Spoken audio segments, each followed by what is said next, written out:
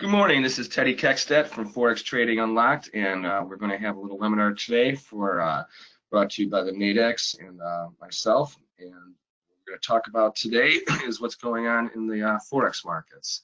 So the first thing we're going to do is look at our disclaimer from Forex Trading Unlocked. It's your basic disclaimer, and it's just all that.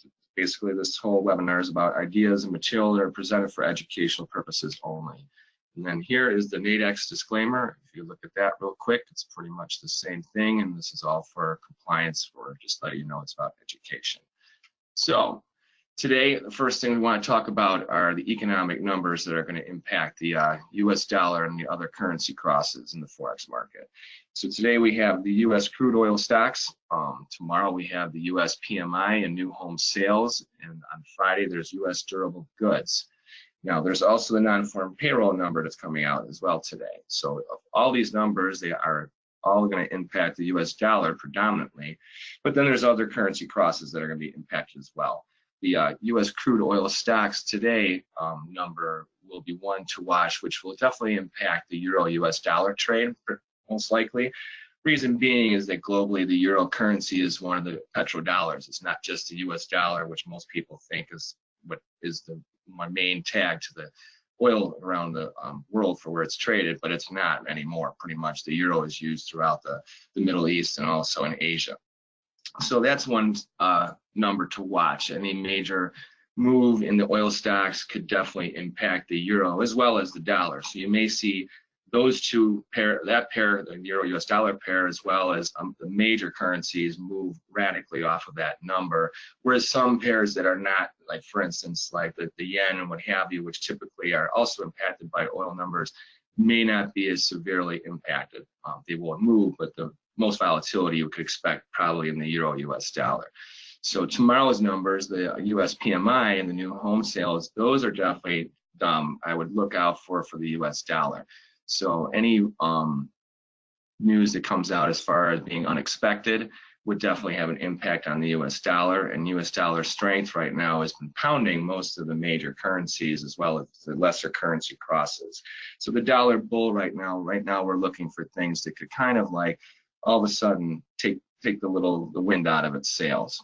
So, and then we also have durable goods on Friday, which is a number two, which will be a key number too, because we're coming into the holiday markets. So you're looking at a Friday number, which normally you would know that the volatility that you're going to have is probably going to be driven by thin liquidity, especially since we have a 3-day weekend and a 4-day week next week. So there's going to be a lot of adjusting that probably happens Thursday because there's not going to be as many participants involved in the markets most likely on Friday. So now the US durable goods number, if that comes out very strong, then that would probably be the status quo for the US dollar. Only a really negative number would change the outlook, which would then probably cause a radical, volatile, choppy trade for the first part of Friday, and then we'll see how the tone gets set on Tuesday when everybody comes back. So the first market we're going to look at here is the euro US dollar. So this is a weekly chart, and it gives us a good view of what's been happening on a long-term basis. Now, obviously, the trend you can see has been down. There's those two blue lines that are downward sloping. The upper one is a monthly resistance line coming down, whereas obviously the smaller one is the weekly one. So the bear trend is in place. One thing to note about the euro US dollar is that the euro has nothing to really give it a boost and a lift against the dollar. So dollar strength is definitely pushing the bears momentum for the most part, but then there's also the fact that there is nothing going on in the EU to really give the euro any bit of a boost against the dollar or other currencies for that matter.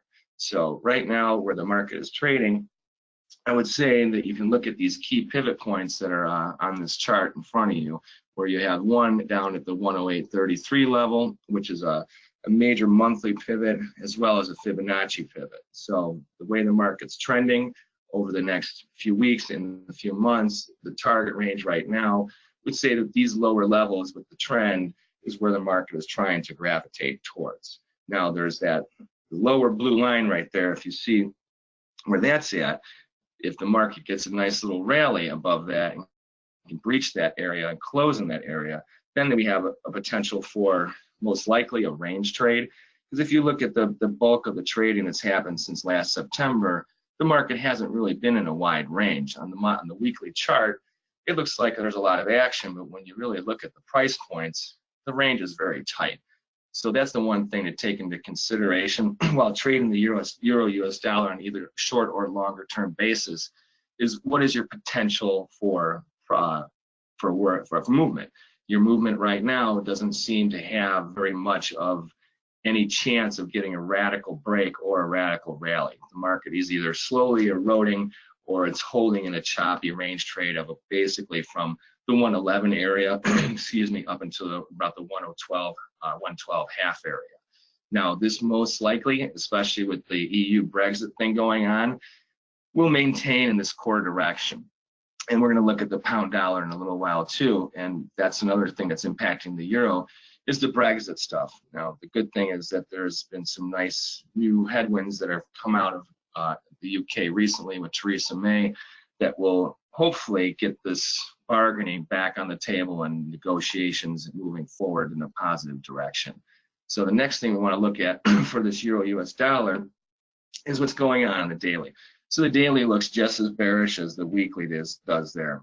Now the little wedging that's going on here, you'll see this little ellipse that's here and a little dark circle here.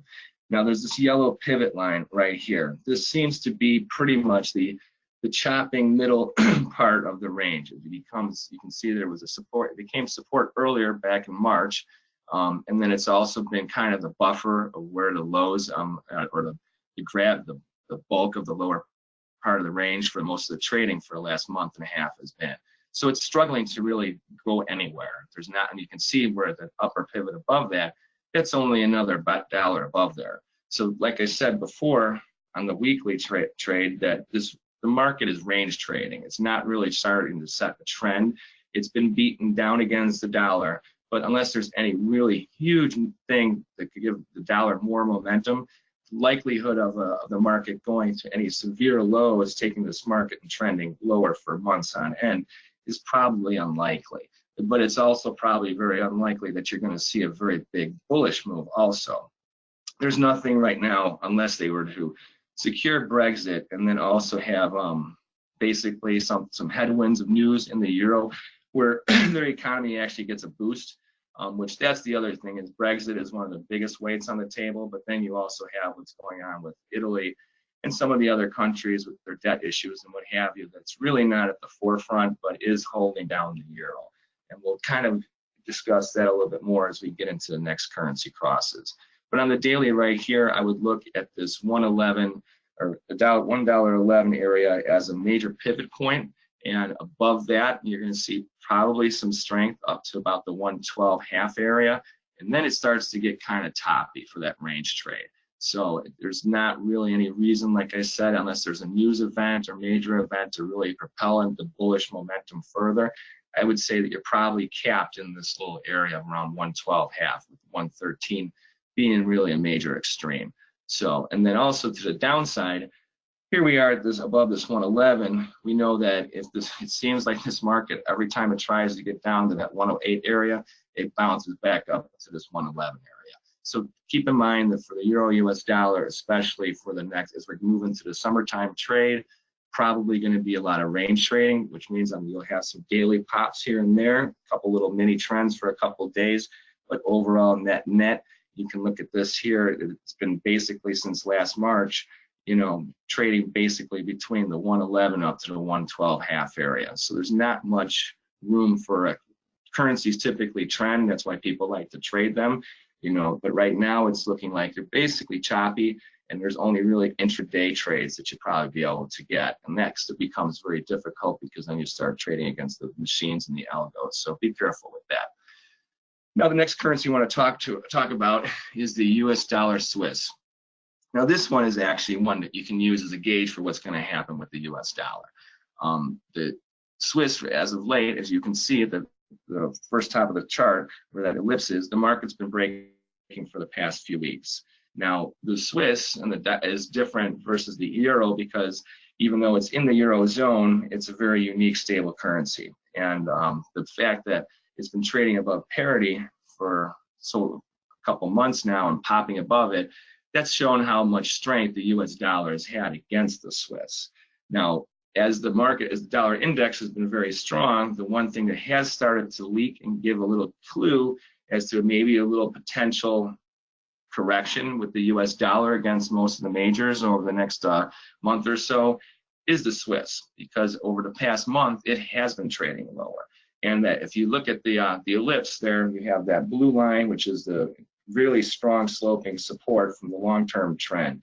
So this market has been vertical, and this goes back to 2018. So you're talking about something that's been going on for a while, a very strong trend that every time it sells off, it just is like a balloon underwater, taking it back up to the past highs and newer highs.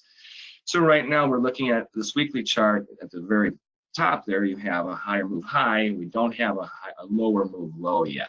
So right now, the market is correcting, but it's the higher move low right now. It's not a lower move low. So we don't have any true bearish, signal on a normal technical basis. But right now, it's still eroding, and we want to look at this parity level. And that's the strongest monthly pivot that we have. It's psychological as well as it just happens to be one that the market either it gets above it and then it collapses below it and can't hold it and it's major resistance, or once it does get above it, it just becomes support. And that's kind of what it's looking at like right now. So if you look at this elliptical area here, that's probably the area where you're going to have most of the trading activity over the next few months. And the reason I say that is because of the fact that you've already had a significant slide. So unless there's a reason that where it can take out parity and then hit towards that upward sloping support line, you probably it's not going to hold it. It'll be in a range, trading basically around parity to just above parity. But the good thing is that if it does start to erode below parity, then you know that the US dollar is starting to get a little bit weaker, not just against the Swiss, because when the Swiss moves like this, it starts to lift the other currencies as well, especially the euro and the pound. Now, those obviously have their own issues against the dollar, like all currencies do. But when the Swiss starts to make a move, then the other ones that are tagged to it typically gain a little bit of momentum also for those areas. So now let's look at the daily chart. If you look at that, now we have this elliptical area again.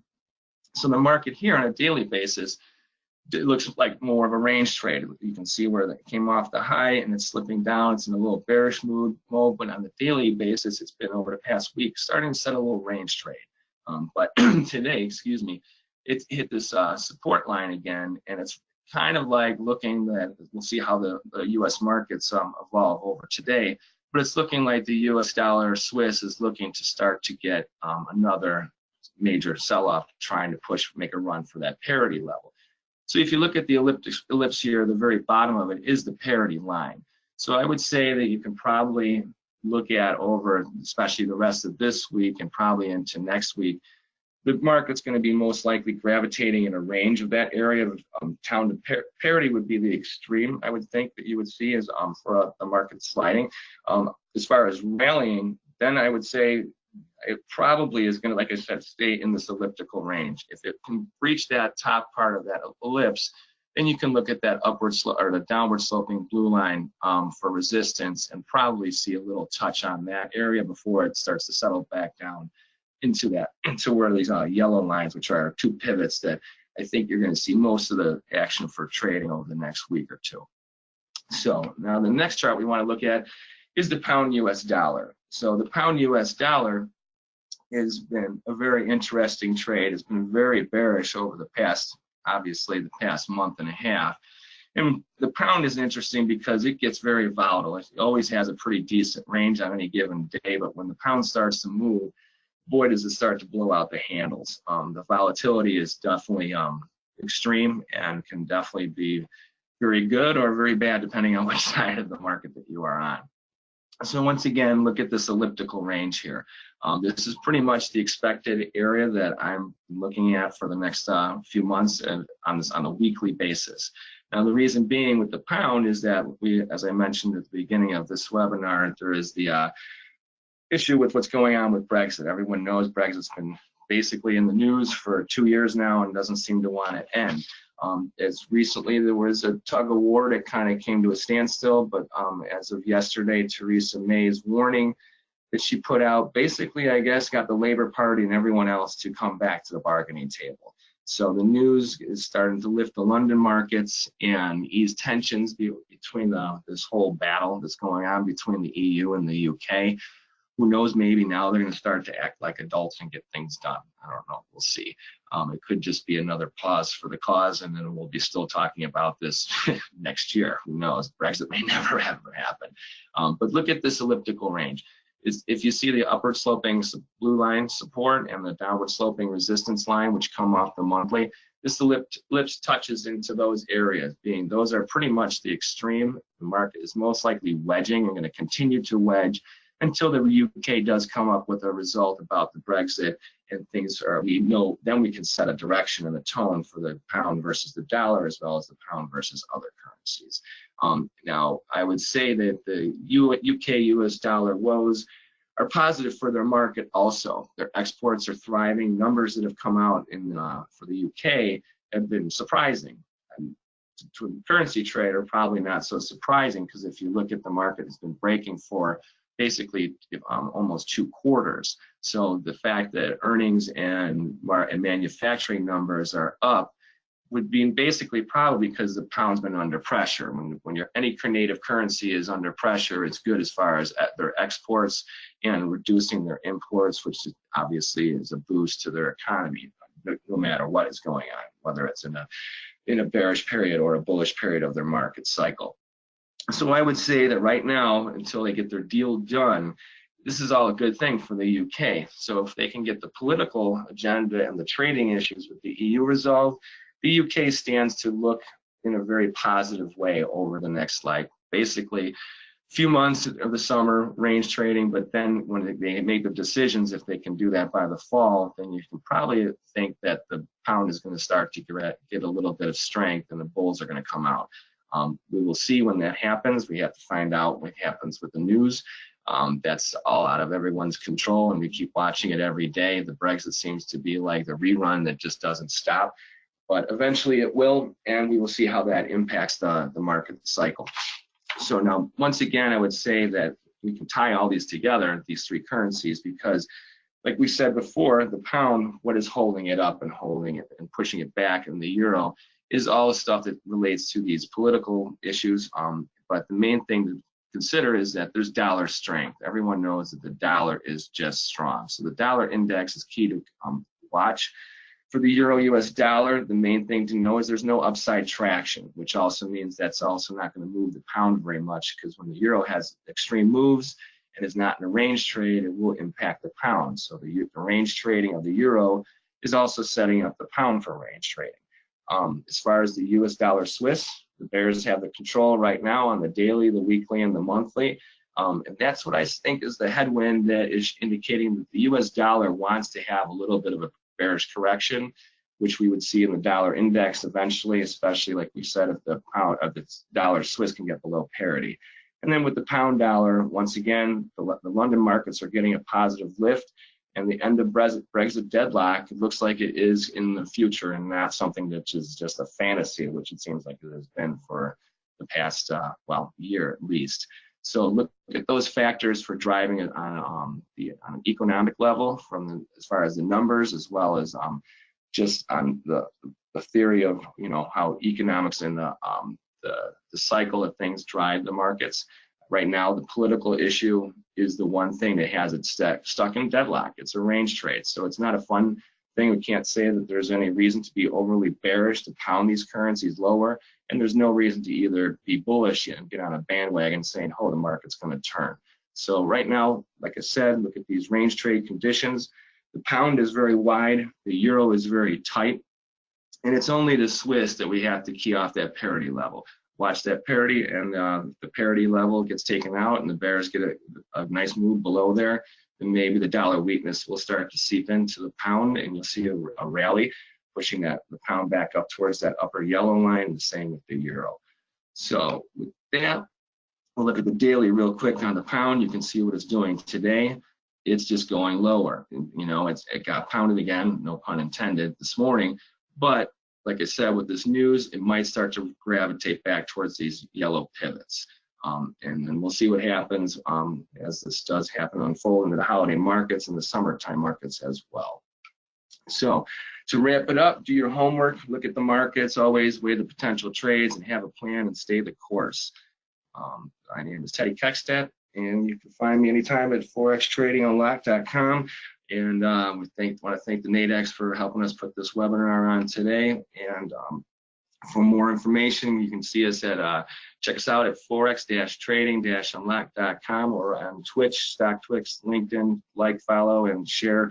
You can always use your support, and that would definitely be a help. So, and also, if you like the analysis, I've written a book called High Probable Japanese Candlestick Patterns that help people to put their odds in their favor. So you can look for buy and sell signals that help to give you an idea of whether the market is running out of gas for rallies and breaks. It's been used for over 400 years globally, and even used when applied properly, definitely can help give you an edge in your trading. So I want to thank you, everybody, for listening to this webinar, and that is the end of our show.